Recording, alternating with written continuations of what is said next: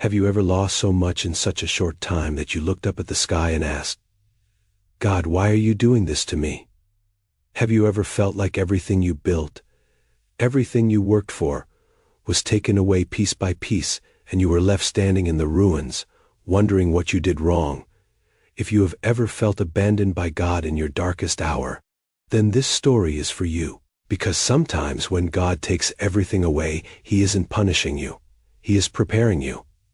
Sarah was 28 years old, and by all accounts, her life was exactly where it was supposed to be. She had a good job at a marketing firm in the city, a cozy apartment with large windows that caught the morning sun, and a relationship with someone she thought she would marry.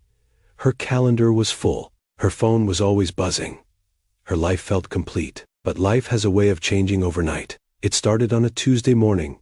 Sarah walked into her office with her usual coffee, her usual smile, ready for her usual day. But her manager was waiting for her at her desk, his face tight with discomfort.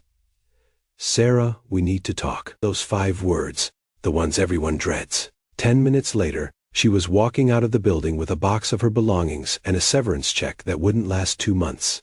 Budget cuts, they said. Nothing personal, they said. But it felt very personal. She called her boyfriend, Daniel, hoping for comfort, for reassurance, for someone to tell her it would be okay. But his response was cold. Sarah, I think we need to talk too. Within a week, he was gone. Not because of the job. He had been distant for months, he admitted. He just didn't have the courage to say it before.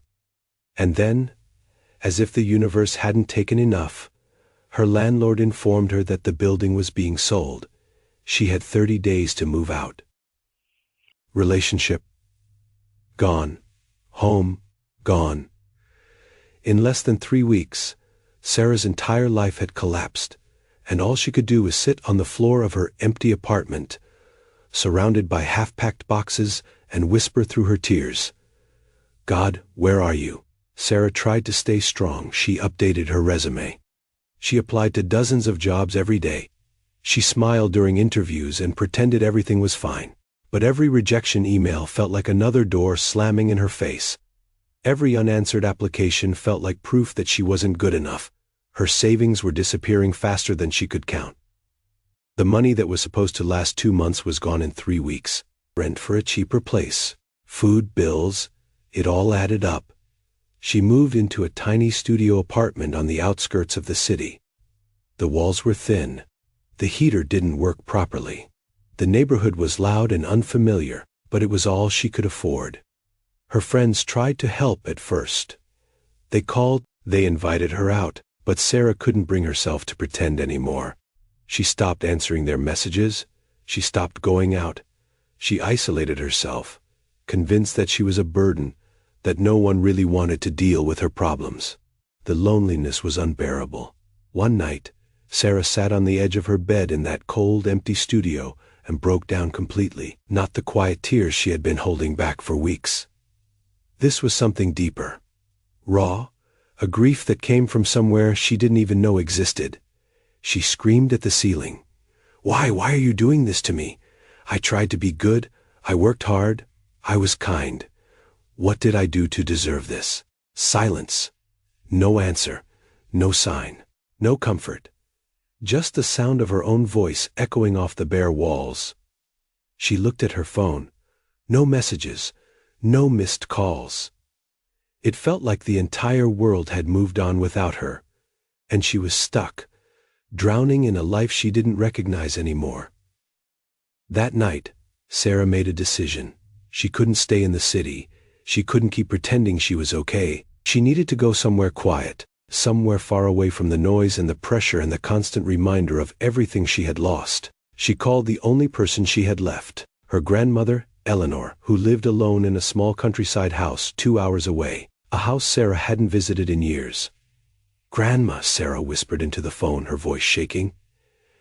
Can I come stay with you for a while? There was a pause. Then her grandmother's warm, gentle voice filled the line. Oh, my sweet girl. Of course, come home. Sarah arrived at her grandmother's house on a gray, rainy afternoon. The small cottage sat at the end of a quiet dirt road, surrounded by old trees and overgrown gardens. It looked exactly as she remembered from childhood, peaceful, timeless, untouched by the chaos of the world. Eleanor opened the door before Sarah could even knock. She was 76 years old, with silver hair tied in a loose bun and eyes that had seen too much life to be shocked by anything. She didn't ask questions. She didn't offer empty reassurances. She just opened her arms and Sarah collapsed into them.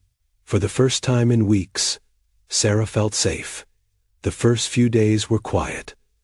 Sarah slept most of the time, her body finally giving in to the exhaustion she had been fighting. When she was awake, she sat by the window, staring out at the rain, saying nothing. Eleanor didn't push her to talk. She just made tea, cooked simple meals, and let Sarah exist without expectations. But on the fourth night, as they sat together in the small living room with the fireplace crackling softly, Eleanor finally spoke. "Sarah, my love," she said gently. "What happened?" And Sarah told her everything. The job, Daniel, the apartment, the rejections, the loneliness, the anger at God, the feeling that she had been abandoned, forgotten, punished for something she couldn't even name. When she finished, her voice was barely a whisper. "Grandma, I don't understand.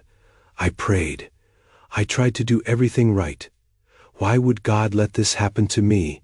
Why would He take everything away?" Eleanor was quiet for a long moment, her fingers wrapped around her teacup, her gaze distant, as if she were looking at something far beyond the walls of the room. Then she stood up slowly and walked to an old wooden cabinet in the corner. She opened it and pulled out a small, worn box. Dust covered the lid. It looked like it hadn't been touched in decades. She sat back down beside Sarah and placed the box on the table between them. "Before I answer that," Eleanor said softly, "I want to show you something." She opened the box. Inside were dozens of old letters, yellowed with age, tied together with faded ribbon. Some were folded, some were torn at the edges. All of them looked like they had been read 100 times. Sarah stared at them, confused. "What are these?" Eleanor's voice was steady, but there was a sadness in it, a weight of memory.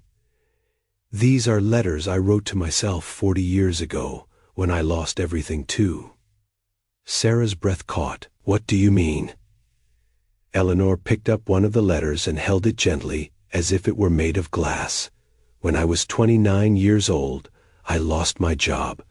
I was a school teacher, and I loved it more than anything.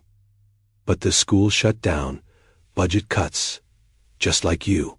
Sarah's eyes widened. "And then," Eleanor continued, her voice trembling slightly, "your grandfather, before we were married, he left me. He said he wasn't ready. He said he needed time. He never came back." Sarah felt her heart sink. She had always thought her grandparents had the perfect love story. "And my apartment?" Eleanor smiled bitterly. "Evicted? I couldn't afford it anymore. I had to move back in with my parents, humiliated, broken, and completely lost." Sarah couldn't breathe. "Grandma, I didn't know." "No one did," Eleanor said quietly. "I thought I was being punished. I cried every night. Just like you." I screamed at the sky, "Just like you." I asked the same question you are asking now. Why?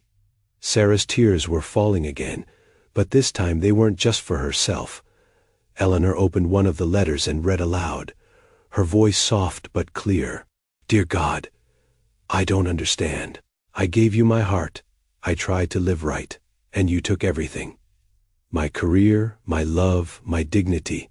I feel invisible. I feel forgotten, please.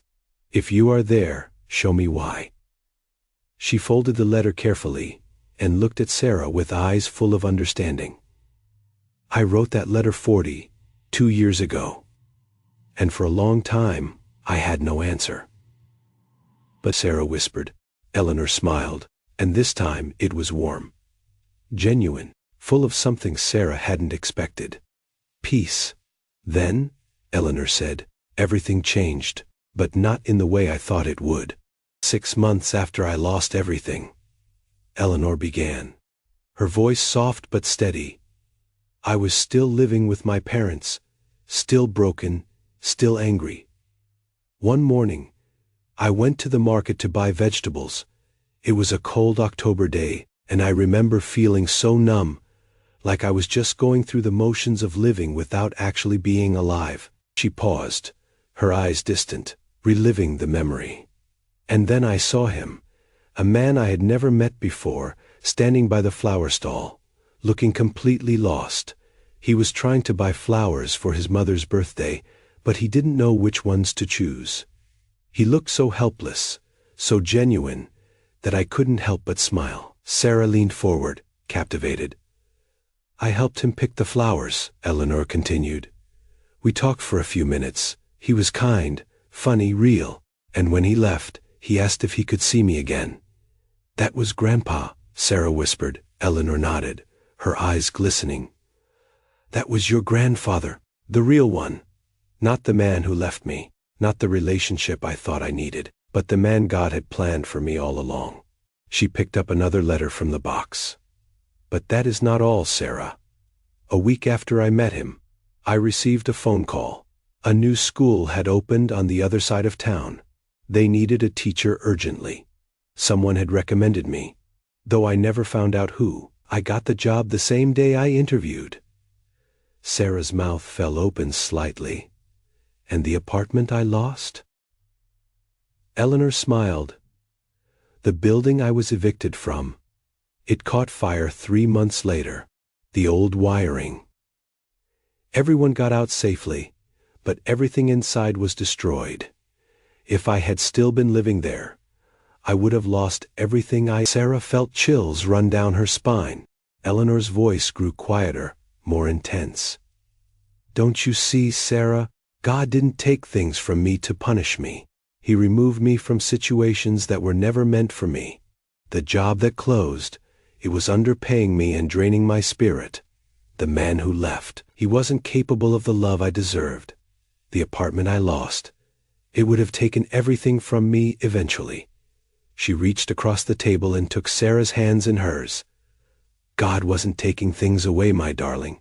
He was clearing the path. He was making space, because you cannot receive what is meant for you if your hands are still holding on to what was never yours to keep. Sarah's tears were flowing freely now.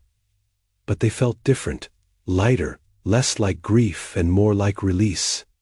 But Grandma, Sarah said, her voice shaking, how do I know? How do I know that something better is coming? What if this is just loss? What if there is nothing on the other side? Eleanor squeezed her hands tighter. You don't know. That is called faith, Sarah. Faith isn't believing that everything will be okay. Faith is trusting that even when things fall apart, God is building something you can't see yet. She reached for one last letter in the box, but this one was different. It was sealed, unread. I wrote this letter 5 years after I met your grandfather, Eleanor said, holding it carefully. After we were married, after I had the career I loved, after I had built the life I never knew I needed. She opened it slowly and read aloud. Dear God, I am sorry I doubted you. I am sorry I thought you had forgotten me. Because now I see it. Every loss was a redirection. Every closed door was protection. Every moment I thought I was falling, you're actually catching me. Thank you for loving me enough to take away what would have destroyed me. Thank you for giving me what I didn't even know I needed. Sarah broke down completely, sobbing into her grandmother's shoulder. Eleanor held her close and whispered, God hasn't abandoned you, Sarah. He is just clearing the space for something greater. Trust him, even when it hurts. Especially when it hurts. For the first time in months, Sarah felt something she thought she had lost forever. Hope. The next morning Sarah woke up to sunlight streaming through the window. It was the first time in weeks that she hadn't woken up with a weight pressing on her chest. She lay there for a moment, staring at the ceiling, replaying her grandmother's words in her mind. God wasn't taking things away. He was clearing the path. She got out of bed, and walked to the kitchen, where Eleanor was making tea. The old woman looked up and smiled, but she didn't say anything. She just poured Sarah a cup and sat down beside her. "Grandma," Sarah said quietly, "I want to believe what you told me. I really do. But I am scared. What if I try again and it doesn't work? What if I open my heart and I just get hurt again?" Eleanor set down her teacup and looked at Sarah with those wise, gentle eyes. "Sarah, let me tell you something I learned the hard way. You can't control what God takes away, but you can control what you do with the emptiness He leaves behind. You can fill it with bitterness and fear, or you can fill it with trust and hope. The choice is yours." Sarah nodded slowly, letting the words sink in. "And one more thing," Eleanor added, her voice firm but loving. "Stop waiting for everything to be perfect before you start living again. Life doesn't wait for you to be ready. You have to be brave enough to move forward even when you are still scared." Over the next few weeks, something shifted inside Sarah. She stopped hiding. She started going for walks in the countryside, breathing in the fresh air, letting the quiet heal her. She helped her grandmother in the garden, planting seeds, pulling weeds, finding peace in the simple rhythm of life. And then, one afternoon, while she was sitting on the porch reading, her phone rang. It was a number she didn't recognize. "Hello? Hi, is this Sarah Mitchell?" "Yes, this is she. My name is Rebecca. I am the director of a nonprofit organization that works with women in career transitions. Your name was passed along to me by a mutual contact, and I've been looking at your background. I have to say, I am incredibly impressed." Sarah's heart started racing. "We're launching a new program," Rebecca continued, "and we're looking for someone to lead our marketing and outreach team. It is a smaller organization than what you are used to, but the work is meaningful. We help women rebuild their lives after setbacks, job loss, difficult circumstances. I think you'd be perfect for it." Sarah's hands were trembling. I don't know what to say." "Say you'll come in for an interview," Rebecca said warmly. "I have a feeling this could be exactly what you are looking for." When Sarah hung up, she just sat there, staring at her phone in disbelief. Eleanor walked out onto the porch, drying her hands on a towel. She took one look at Sarah's face and smiled knowingly. "He's making space, isn't he?" Eleanor said softly. Sarah laughed through her tears. "Yeah, Grandma, I think he is." 2 weeks later, Sarah got the job. It wasn't the corporate office with the glass windows and the big salary. It was something different, something better. She was helping women who had been exactly where she was, lost and broken and searching for hope every day. She got to tell them the same thing her grandmother had told her. God isn't punishing you. He is preparing you. And the more she said it, the more she believed it. Months passed. Sarah moved into a small apartment near her new job. It wasn't fancy, but it was hers. She decorated it with plants and warm lights and photographs of her grandmother.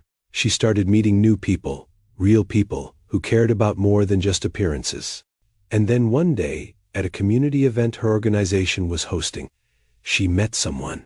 His name was James. He was a volunteer, quiet and thoughtful, with kind eyes and a gentle laugh. They talked for hours that day, and when he asked if he could see her again, she said yes. It wasn't rushed. It wasn't desperate. It was easy. Natural, right? One evening, as Sarah sat in her apartment, looking at how far she had come, she thought about everything she had lost. The job that drained her, the relationship that was never truly hers, the life she had built on shaky ground, and she realized something. She wasn't mourning those things anymore, because God had given her something so much better, a career that filled her soul, a community that saw her, a love that felt like home, and most importantly, a faith that could withstand the storms. She picked up her phone and called her grandmother. "Grandma," Sarah said, her voice steady and full of gratitude. "I understand now. I finally understand." Eleanor's voice was warm. "I knew you would, my sweet girl. I knew you would. So my friend, if you are sitting in the ruins of what used to be your life, wondering why God allowed everything to fall apart, hear this. God doesn't take things from you to hurt you. He removes what is blocking your growth. He clears away what would have destroyed you. He makes space for what you can't even imagine yet. The job you lost, maybe it was stealing your peace. The relationship that ended, maybe it was keeping you from the love you truly deserve. The plans that fell through, because one day you'll look back and see it. Every loss was a gift. Every closed door was mercy. Every moment you thought you were falling, God was actually catching you. Your story isn't over. It is just beginning.